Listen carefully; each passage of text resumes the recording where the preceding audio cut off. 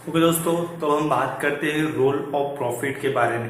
पहले तो मैं आपको प्रॉफिट का मतलब बता देता हूँ कि revenue minus total cost. Revenue means हमारा इनकम और टोटल कॉस्ट मीन्स जो प्रोडक्ट बन रहा है उसके पूरे बनने के बाद क्या वैल्यू डिसाइड हुई है, उसके अंदर कितने खर्चे लगे, उससे हम टोटल कॉस्ट बोलते हैं। अभी फिर हम इसका एग्जांपल लेते हैं। अब मैंने ये मार्कर है, ये मार्कर मैंने मार्केट में 20% बेचा है। ये मार्कर मैंने फॉर एग्जांपल 20% बेचा है और इसका जो मेरा टोटल कॉस्ट था इमेज को बनाने में जो खर्चा लगा वो है 10 रुपीज। ओके, 20 माइनस 10 तो मुझे प्रॉफिट 10 रुपीज का हुआ। एक मार्केट में 10 रुपीज का प्रॉफिट हुआ, इसी प्रॉफिट बोलते हैं। अगर प्रॉफिट हो रहा है बिजनेस में तो उसे क्या क्या रोल्स होते हैं, उस प्रॉफिट से क्या क्या होते हैं, तो उसके एक पॉइंट से अब हम एक एक करके जानेंगे। तो स्टार्ट करते हैं। फर्स्ट पॉइंट है हमारा रिटर्न टू इन्वेस्टर्स।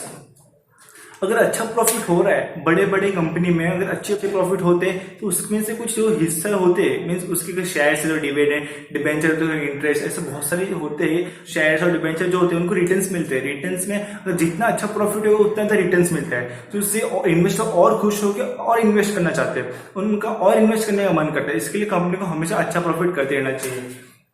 फिर आता है रिसर्च एंड डेवलपमेंट। अगर कंपनी को अच्छा प्रॉफिट हो रहा है, कंपनी अच्छा प्रॉफिट कमा रही है, तो कंपनी क्या करेगा, बिजनेस क्या करेगा, न्यू न्यू आइडियाज लाएगा। अपने प्रॉफिट का बेस पे अपने प्रॉफिट को एक्सपेंस करके न्यू न्यू आइडियाज लाएगा, कुछ एकदम इनोवेटिव आइडिया लाएगा जिससे उसका एक फैक्ट्री है, उसका कंपनी है, उसका प्रोडक्शन बढ़ जाए। प्रोडक्शन बढ़ जाए और कम कॉस्ट में, या फिर प्रोडक्शन बढ़ जाए और फिर कम टाइम में ज्यादा प्रोडक्शन हो, कुछ ऐसा कर दिखाएगा। उससे कहते हैं रिसर्च एंड डेवलपमेंट। कुछ नया रिसर्च करेगा, वो कुछ इनोवेटिव आइडिया लाएगा, डेवलपमेंट अपने बिजनेस को डेवलप करेगा। तो नेक्स्ट पॉइंट है उसके रिलेटेड ग्रोथ एंड एक्सपेंशन। अगर बिजनेस बढ़ रहा है, बिजनेस का प्रॉफिट बढ़ रहा है, तो ऑब्वियसली बिजनेस ग्रोथ करेगा। बिजनेस अपने कंपनी को, अपने फैक्टर्स को ग्रोथ करेगा, अपने मार्केटिंग चेन को बढ़ाते रहेगा। अगर इस कंट्री में उसका कॉन्टेक्ट नहीं था, वो उस कंट्री में आकर अपने कॉन्टेक्ट चालू कर देगा। इसे कहते हैं ग्रोथ एंड एक्सपेंशन। अब है हमारा इंक्रीज इन एफिशिएंसी। अगर अच्छा प्रॉफिट बढ़ रहा है तो हम अपने बिजनेस के, हम अपने कंपनी की एफिशिएंसी बढ़ा सकते हैं, अपने कंपनी की पावर बढ़ा सकते हैं विद द प्रॉफिट। तो इंक्रीज इन एफिशिएंसी भी कहता है कि अगर हमारा प्रॉफिट बढ़ रहा है तो हमारे बिजनेस की एफिशिएंसी बढ़ेगी, हमारी जो एम्प्लॉयमेंट होगी, हमारे जो एम्प्लॉयर्स होगी वो अच्छा वर्क करेगी, हमारा बिजनेस अच्छा प्रॉफिट कमा रही है तो हमें अच्छी सैलरी मिलेगी। यही पॉइंट कहता है कि इंक्रीज इन एफिशिएंसी। फिर आता है मीन्स ऑफ लाइवलीहुड। जो बिजनेसमैन होता है वो अपनी तरफ प्रॉफिट कैसे था मैं आपको बताता हूँ। जो बिजनेस बड़ी बड़ी कंपनीज होती है, जो प्रॉफिट निकलने के बाद कुछ इन्वेस्टर्स हो जाते हैं, कुछ एम्प्लॉयर्स हो जाते हैं, मंथली सैलरी, ईयरली सैलरी, वो सब जाते हैं। फिर उसके बाद बचता है बिजनेसमैन को, जो बचता है वो बिजनेसमैन करेगा। ऐसा ही फिर प्रॉफिट बढ़ते जाएगा, प्रॉफिट बढ़ जाएगा। जो उसमें जो जितना पोर्शन था वो इन्वेस्टर हो गया, जो जितना पोर्शन था एम्प्लॉयमेंट हो गया, बचा इतना सारा प्रॉफिट, वही प्रॉफिट अगर बिजनेसमैन ले लेता है, वही प्रॉफिट को बिजनेसमैन ले लेता है। तो अगर जैसे उसका प्रॉफिट बढ़ते जाएगा तो दोस्तों उसका लाइवलीहुड भी बढ़ते जाएगा, वो अपने स्टैंडर्ड ऑफ लिविंग बढ़ाते जाएगा, वो रिच होते जाएगा, वो रिच क्लास में आ जाएगा, वर्ल्ड के टॉप 10, टॉप 25, टॉप 50 में आने लग जाएगा अगर वो अपने प्रॉफिट को, अपने बिजनेस को ऐसे ही ग्रोथ करते रहेगा। अब हम बात करते हैं रिवॉर्ड्स ऑफ रिस्क के बारे में। रिवॉर्ड्स ऑफ रिस्क तो आपने पहले ही पढ़ा हुआ है कि रिस्क, हर एक बिजनेस रिस्क पर ही चलता है। तो रिवॉर्ड्स ऑफ रिस्क, हम कोई बिजनेस जितना ज्यादा रिस्क डालता है उतना ज्यादा ही उसको प्रॉफिट मिलता है। अगर छोटा मोटा रिस्क डालता है, छोटा मोटा रिस्क पर बिजनेस करे तो कभी उसको ज्यादा प्रॉफिट बिल्कुल नहीं होगा। तो रिवॉर्ड्स ऑफ रिस्क का मतलब भी यही होता है कि जितना आप रिस्क डालोगे उतना आपको रिवॉर्ड से उतना ही प्रॉफिट आपको मिलेगा। प्रॉफिट अगर अच्छा खासा प्रॉफिट कमाता है तो आपको अच्छा सा रिस्क भी लेना पड़ेगा। फिर आता है सर्वाइवल।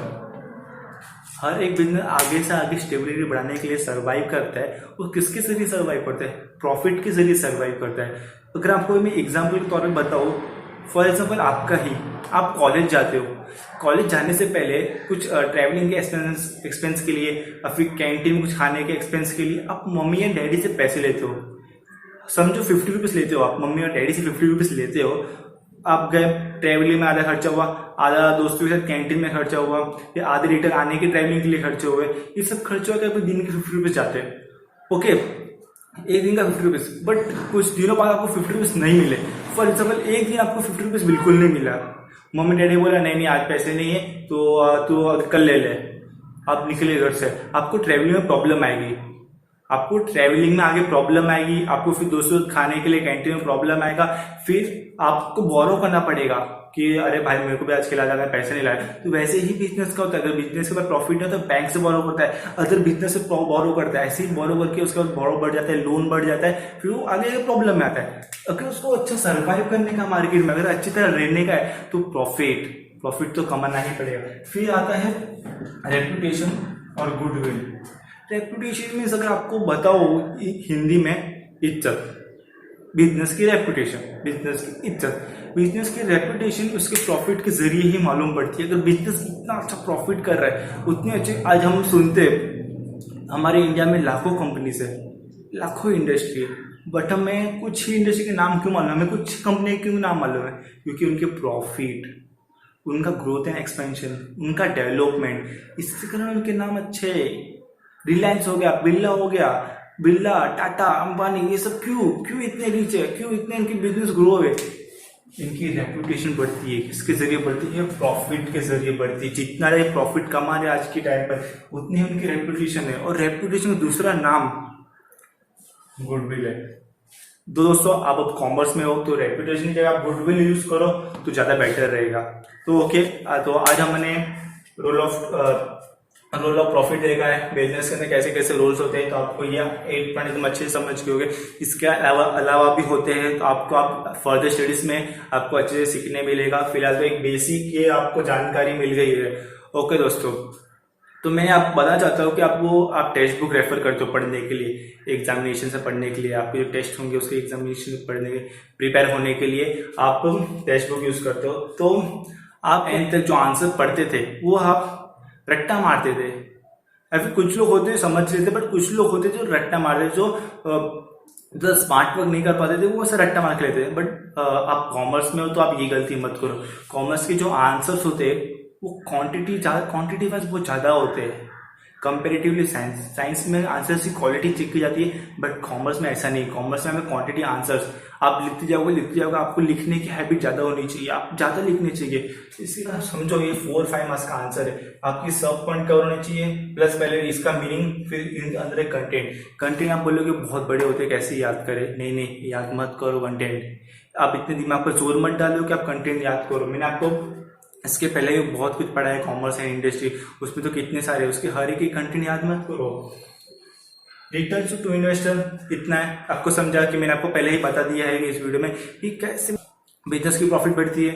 रिटर्न जो इन्वेस्टर को रिटर्न है अच्छे मिलते हैं, इन्वेस्टर हमारी कंपनी में अच्छा और इन्वेस्ट करते हैं तो उससे हमें और कैपिटल मिलता है, हम और प्रोडक्शन कर सकते हैं, तो हमारा और प्रॉफिट होगा। एक साइकिल बन गई। तो ये आप कंटेंट में लिखो अपने वर्ड्स में। अगर आपको इंग्लिश अच्छी आती होगी तो अपने ही कंटेंट बना के अपने ही वर्ड्स में लिखो, आपका टाइम बचेगा दोस्तों।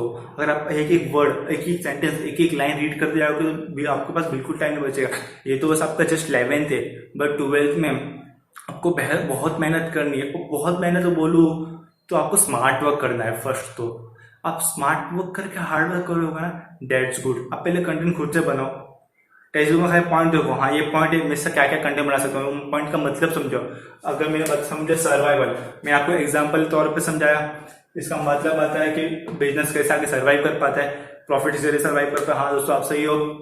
ऐसे ही खुद का भी मैंने आपको ये सब पॉइंट बोले तो सब इंग्लिश में कन्वर्ट करो, हो गया। एग्जाम में एकदम डिटेल नहीं देता है कि उसने क्या लिखा है। तो दोस्तों आज हमने रोल ऑफ बिजनेस देख लिया है, तो ओके, थैंक यू।